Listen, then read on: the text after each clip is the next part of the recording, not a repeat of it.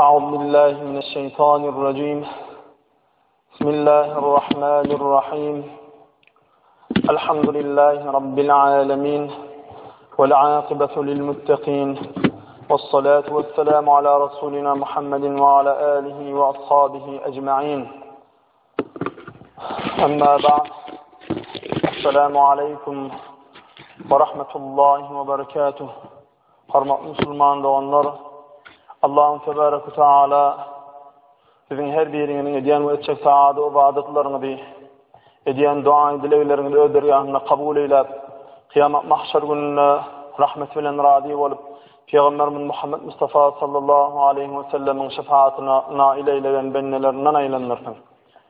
Hormatly Müslüman doğanlar, geçen cumamızda ayal doğanlarımız vardı, vaad ediptik. O gençleyin başardığımızdan bir ayal gıyıllar, eğer ayal vardı düşünürüp, o ayal doğanlarımızda değişli 3 tane yağday vardı. Yani hılqatın nisa onların yaratılışı vardı ve hıslatın nisa onların hasiyetleri vardı ve ahkamun nisa onların ayalları değişli hükümler vardı. Vaad etmekliği söz veriptik. Çünkü cumamda inşallah hılqatın nisa yani ayalların yaratılışı vardı. Onların yaratılanına, fıtratına, hamir mahiyetine, aslına näme hasiyetinin barlığı vardı. Ve hıslatın nisa ikinci yağdayı yani ayal gıyılların hasiyetleri vardı. Peygamberimiz sallallahu aleyhi ve sellem näme hadis-i şerifler aydıptır. Şolar vardı durmaklukçu. Ahkam-ı nisa inşallah yetişmeyemesek indiki cumamızda da ahkam-ı nisa yani ayallara değişli bir 16 tane hüküm var. Şu hükümler vardır. İndiki cumamızda inşallah devam eder. Allah Tebarek ve Teala hılqatın nisa varada aysak. Allah Tebarek ve Teala Kur'an-ı Kerim'in Nisa suresinin 1. ayetinde ayal gıyılları Adem aleyhissalatu vesselam'ın kapırgasından yaradanlığını haber verip Nisa suresinin 1. ayetinde şöyle diye: A'udhu billahi mineşşeytanirracim. Bismillahirrahmanirrahim. يا أيها الناس اتقوا ربكم الذي خلقكم من نفس واحدة وخلق منها زوجها وبث منهما رجالا كثيرا ونساء واتقوا الله الذي تساءلون به والأرحام إن الله كان عليكم رقيبا صدق الله المولان الكريم العظيم. Şu ayetin içinde Allah Tebarek ve Teala şeyle diye: Allah Teala Adam'ın ödünün Adam'ın ayalını yani Havva enemizi yarattı. Hazreti Adam'dan ve Havva'dan kan erkek adamlar ve kan ayal adamlar dördü deyip yani kan erkek adamlar ve kan ayal adamlar yani insaniyetin başı şolardan yayraq qaytdı deyip Nisa suresinin 1. ayetinde Allah Tebarek ve Teala bildiriyor. Ediği adamlar Adem Aleyhisselam'ın yaratılışı vardı. Ken rivayetler ve sahih hadislerde şeyle geliptir. Yani Allah Tebarek ve Teala Adem Aleyhisselatu Vesselam'ı kat alim edip yaratıktır. Şeyle alim edip şeyle bir üstün edip yaratıktır. Ve hemmeğden biliyensiniz Adem Aleyhisselam'ı hem periştelere de näme Adem Aleyhisselam'ı yaradanına şoňa secde edin deyipdir. Secde diýen biziň maňlaýymyzy ýere goýup edýän secdämiz däl. Biziň rukuğumyzam däl. Biziň rukuğumyz bilen dik durmamynyň arasynda bir başyny egip bir çala başyny paça adamlara, alim adamlara egilşýärdi. Yani birazcık başyny egip hormat diýilýär. Ana hormat secde, yani secde diýildik maňlaýyny ýere goýmakluk däl. Hemme perişteler Adem aleyhissalatu vesselam'ı hormat edip başyny egýärler. Emma yegana kim? Şeytan aleyhillâne boyun eğmeye, ulumsuluğa diye men ottan yaratılıp topraktan yaratılan dağda secde eder mi? Men ot topraktan yaratılan dağdın hemmetini yakıp köydüryen deyip ulumsuluğa diye. Ve cennetten kovulup Allah-u Teala'nın lanetine duçar oluyor. Adem aleyhissalatu vesselam da cennette periştelere vaad netiqet edip şeyle bir alim edip yaratıktır. Rivayetlerde aytılýar bir gün Adem aleyhissalatu vesselam minbere çıkıp cennette periştelere vaad ediyor. Vaad edip bolondan soň minberden düşüp uqa gidiyor. Uqa gidenne Allah Tebaraka ve Teala Adam aleyhissalatu vesselam'ın düşünne Havva enemizi görkö diye. Ve Adam aleyhisselam düştü Havva enemizi görüp duran wagtynda şeýle bir owudun, şeýle bir görmörkli Havva enemizi bolan şonu düşünne görüp durka şu düştü wagtynda da Allah Tebaraka ve Teala innallaha ala kulli şeyin kadir şu böhürde her bir işe kadir bolan güýji ýeten Allah çep gapyrgasyndan hani eğridir gapyrga şol çep gapyrganın etinden yani Havva enemizi yaradýar. Ve Adam aleyhisselam düşünne gördü Havva enemizi. Oyonta şu düşünnäki gören ayali yani Havva enemiz huşunna da öňünde dur diye.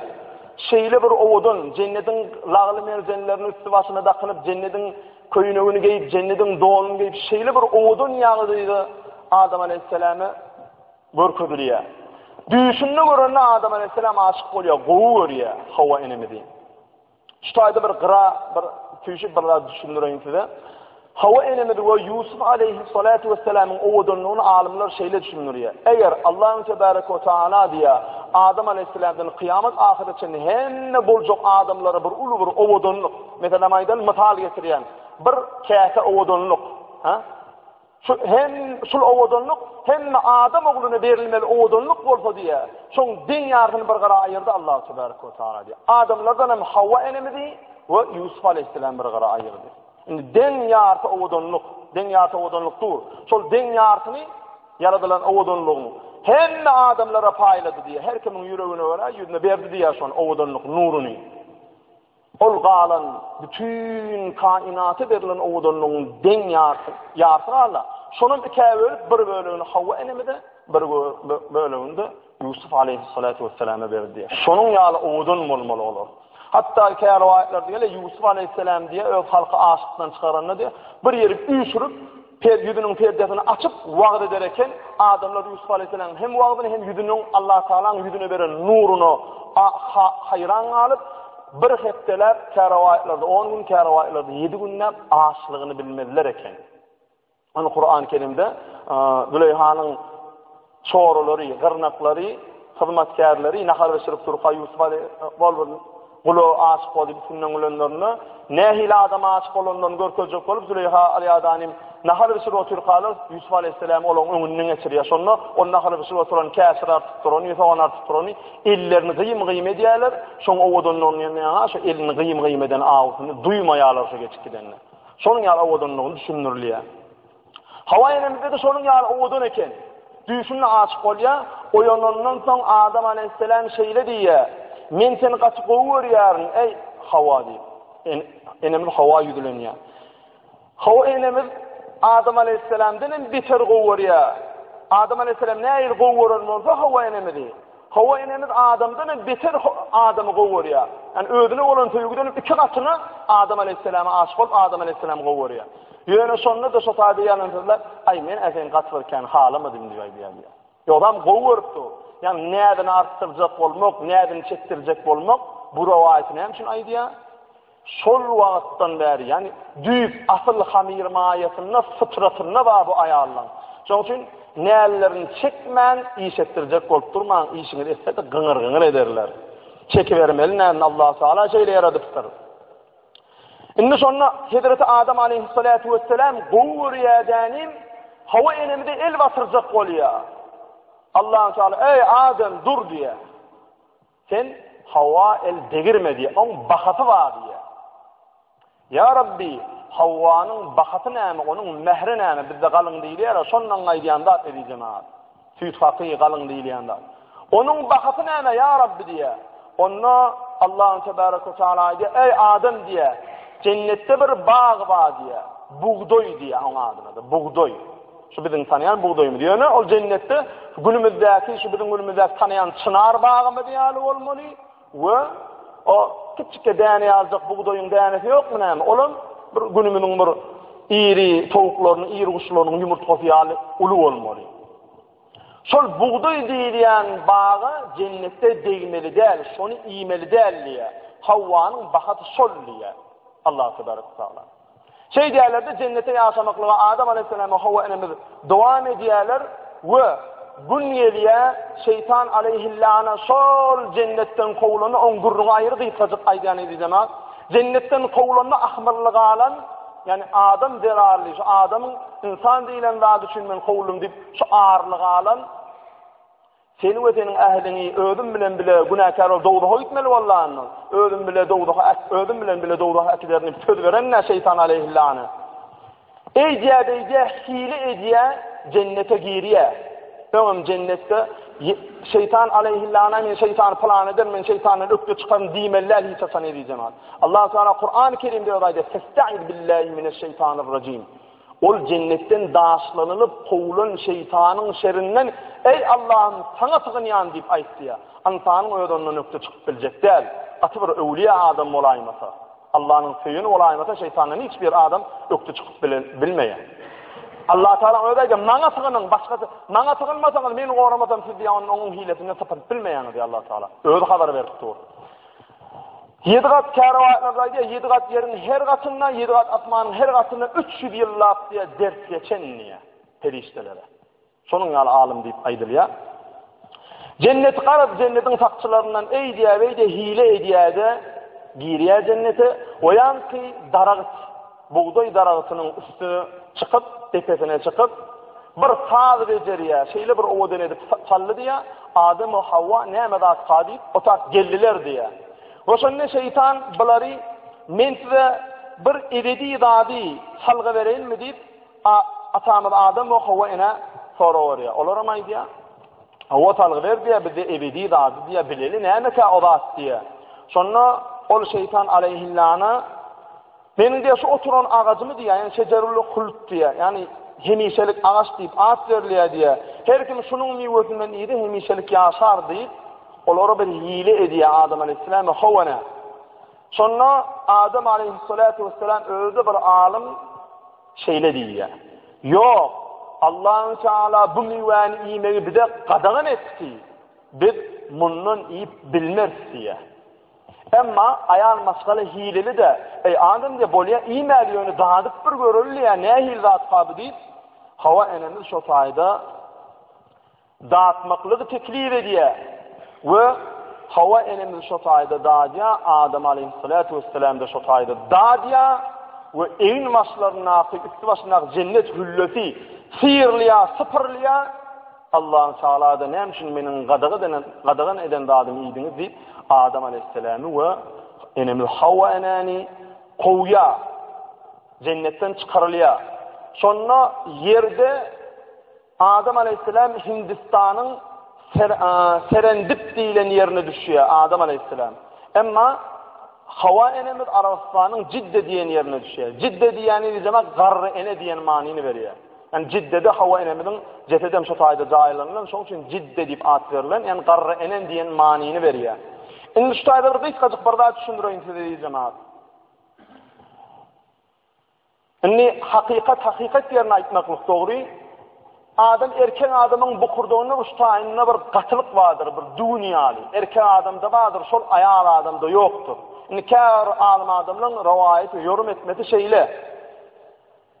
Havva enemiz sol darağıtta şeytan hile edenine sol darağıttan iğmekli için kararlı, doğru iğmek netibilen 3 adım ätti diye, kesin iğmeklik netibilen.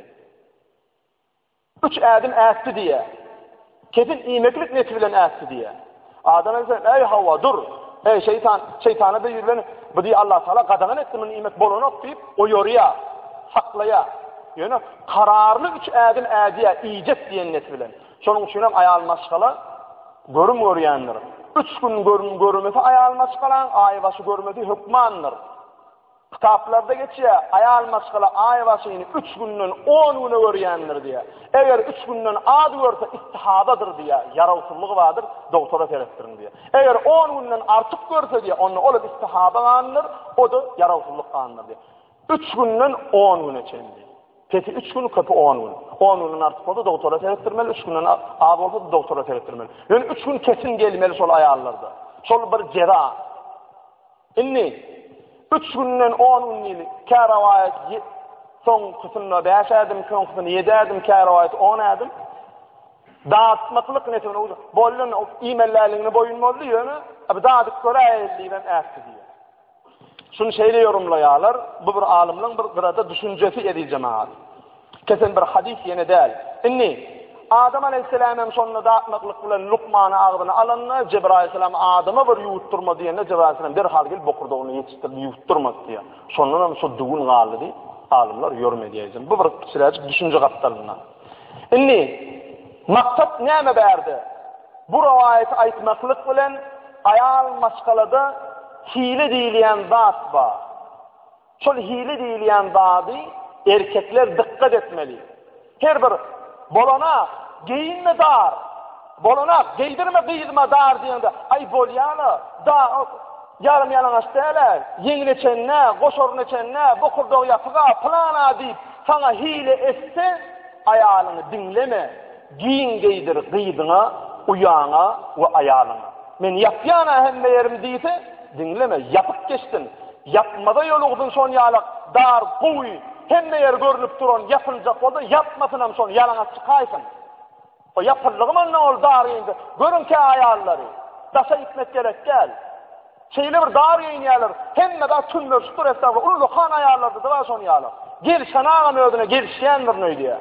Ya da yapık hemmeri, yakatı Türkmen yakın evden, Türkmen yakın ortası, ol döğüşün için dilip, çala bir yer kıymalarda, göğsünün kıratı görünüp dur. Bağışlan, acıtız, gelişiksiz söz eli cemaat. Yani kıyamatta biz erkeklerin yakatından tutulmalı da. Biz erkekler şuna dikkat etmeli. Hile etse, sen ondan meter hile et. Doğuncuğun bolana aktı, yalvar, yakar, uruvatın hiç sana onu ettirilmeyen, urup düdedip bilmeyen ayal maşkalani. Peygamberimiz urmokluğum kadağını diye, urmağın diye. Dine yumuşak söz bilen. Ayet-i kerimede ayal doğullarımı da yaratma diyen. Ayet-i kerimede Allah Teala ne mi dedi? Erkekten ayal kestir dedi. Erkekler üstündür ayallarını dedi. Yani iki tane yağdaydı ayal. Hormatlı olup bilir.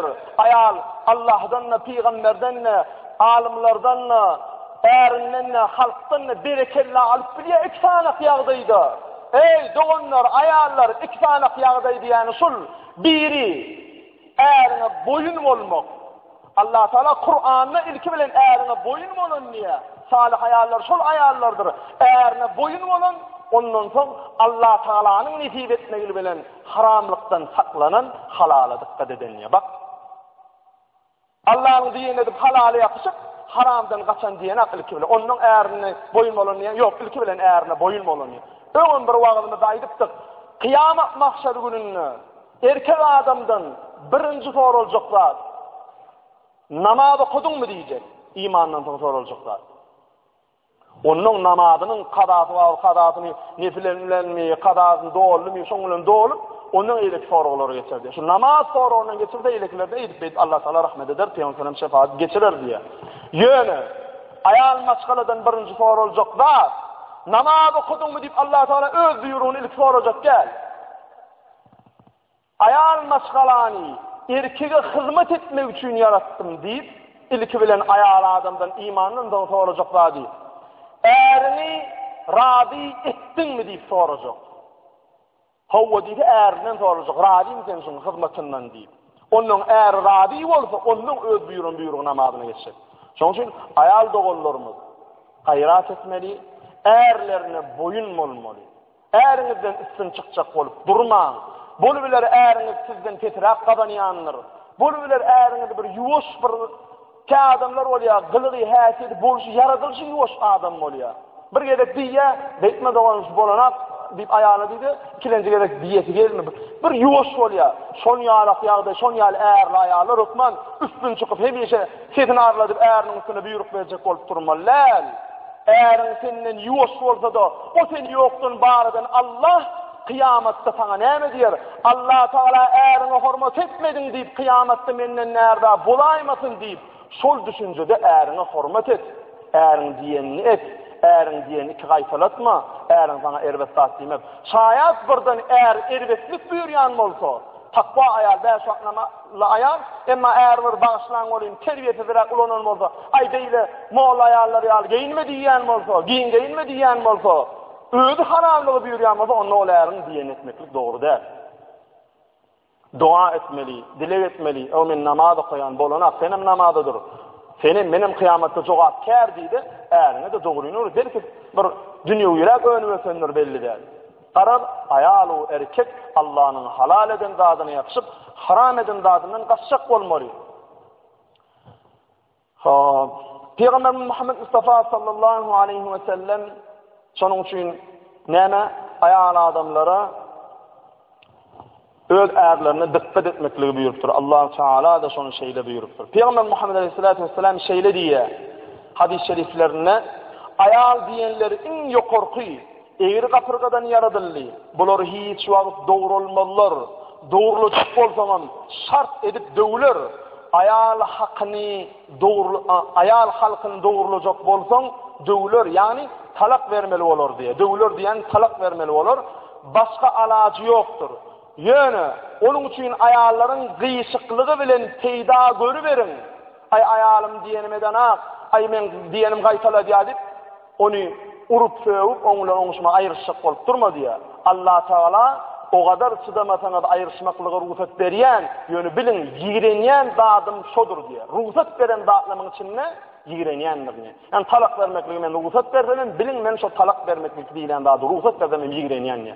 Erkek adam biraz akylly, sabırly, kanagatly bolup, dana bolup, eýdip aýalynyň dilini tapjak bolmaly, aýyrylmajak bolmaly.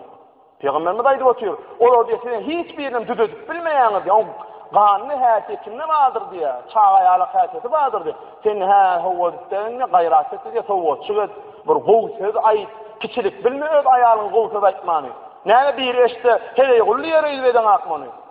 Hele ýululuk däl ol peýgamberiň sünneti. Aýalyňa hoşroýsuz aýtmak, gaýrat etdimek, ýalwarmak, gatywyr diýen etmedi urmaklygy ruhsat berilýär. Allah Taala Kur'an-ı Kerimde näme metinne wasıl ýagyjyna erkek adama aýdy, aýalyňyz diýeniňiz etmedimi diýe. Onu diýe, oňlenýe bir aýlap düşeňizi aýyryn diýe. Aýryýasyň diýe. Şonu aýal adam menden başgasyny tapjak o bulady, gyslanardy diýe, gamanjyglygyndan ýa seni diýeni etmäni durar diýe. Ýok, bir aýlap düşeňi aýyrdyň, şonu da düzelmedimi diýe. Onu diýe käýemäne urmany sevmäni bir käýin etmäne, bir siltenmäne ruhsat berýär.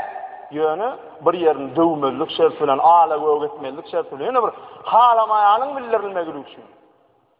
Urmaklygy aýal adamyny urmaklyga Peygamber ruhsat berenär. Nahak ýere aýalyň uraýsaň diýe erkeklere ýüzlenýär. Nahak ýere aýalyň uraýsaň kıyamatda şo nahak ýere uran urguýyny otly gürdüden garaşy ber diýe Peygamber.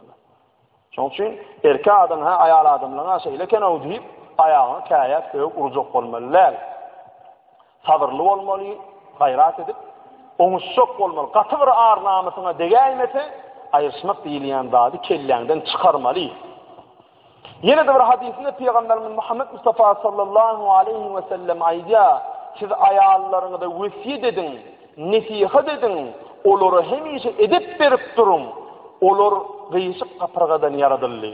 Bolaryň yaradylşynda bir gıýşyklyk bardyr."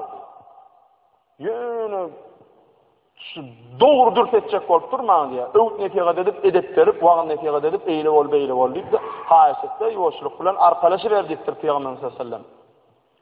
Şoň üçin gaýrat etmeli. Aýal maskalalar awwala ärlerini boyun bolmaly. Soňra da erler ayarları bilen arkalaşacak bolmaly. Edi zaman şaýda bir rivayet var. Şol riwayetim size aýdaýyn. Bu leýen ikilenji ýagdaýy hislatun nisa diýe.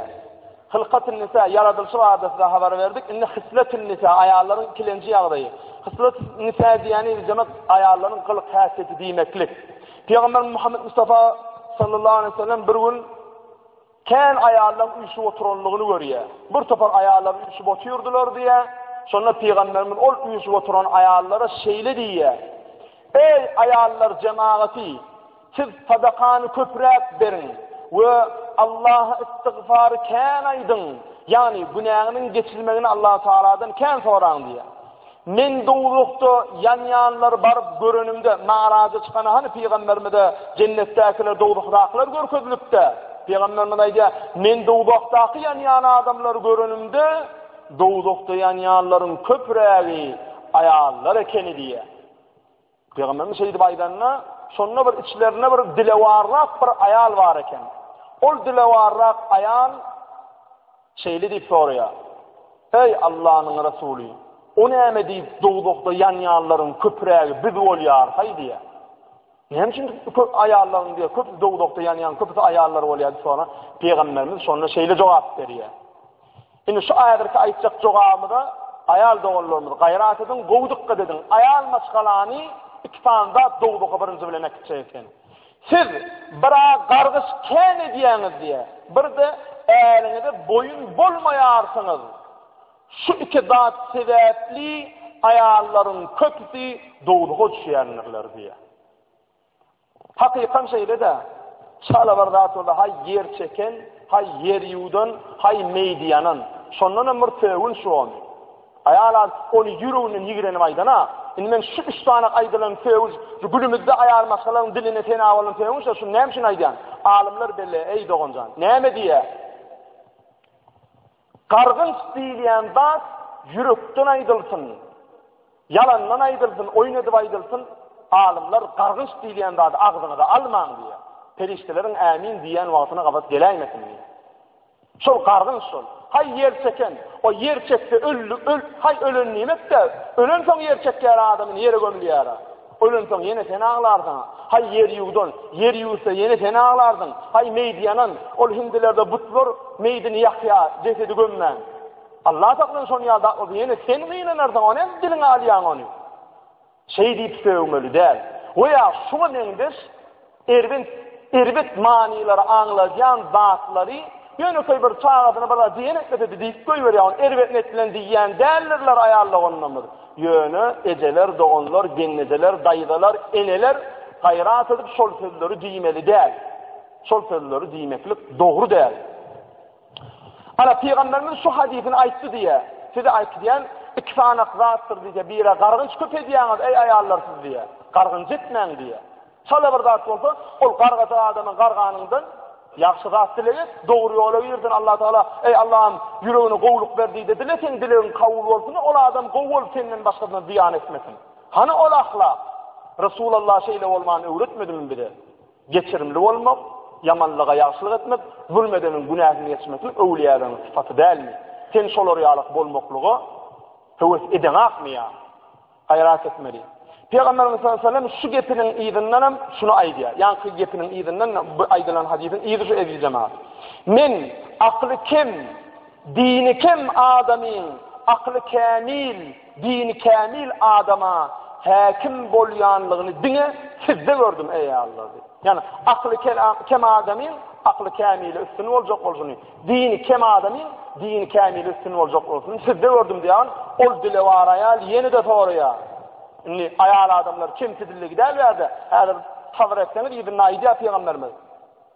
Ol dile war ayal, her dile war ayal ýene toraýar. Ey Allah'ın Resulü, bizim dinimizin, bizim aklımızın näme kim var, näme kimi var diye.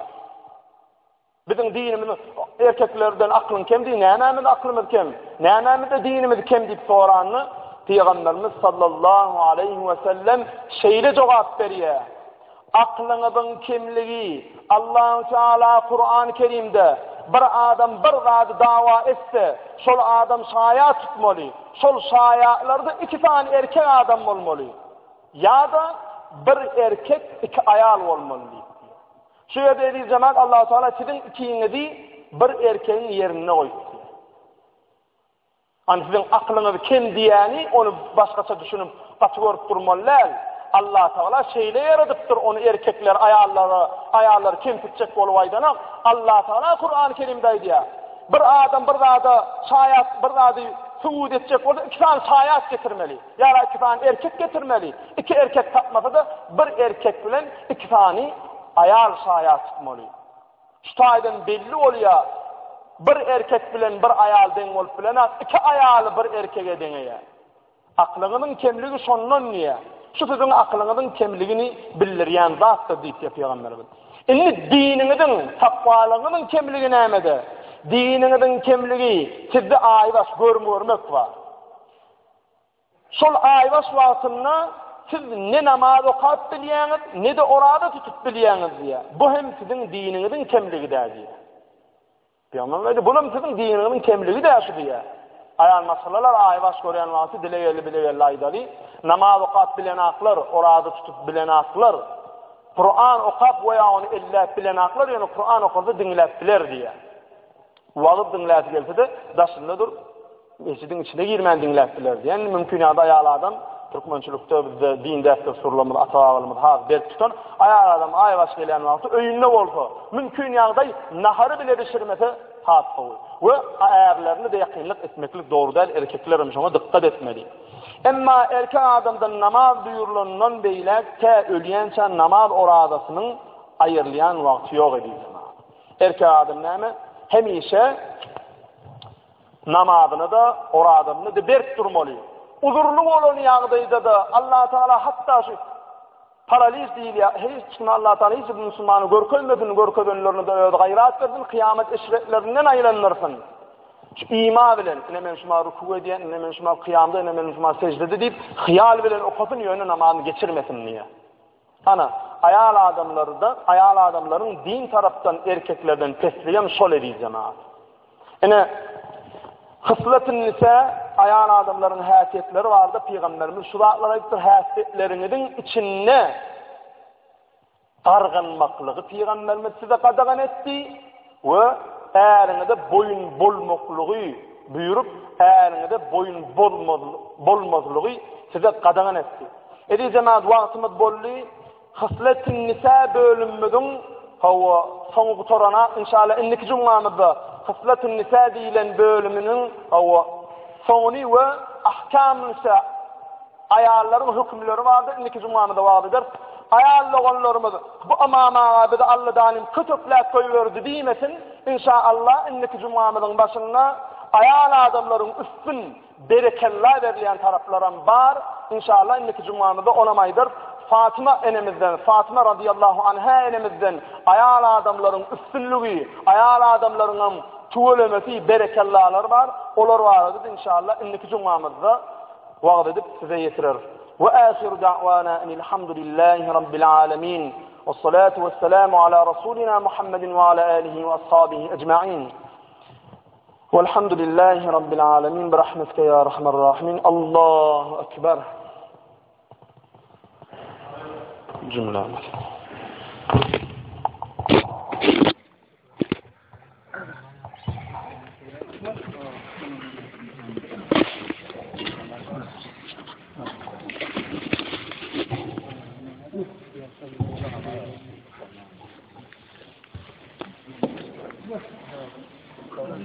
Allah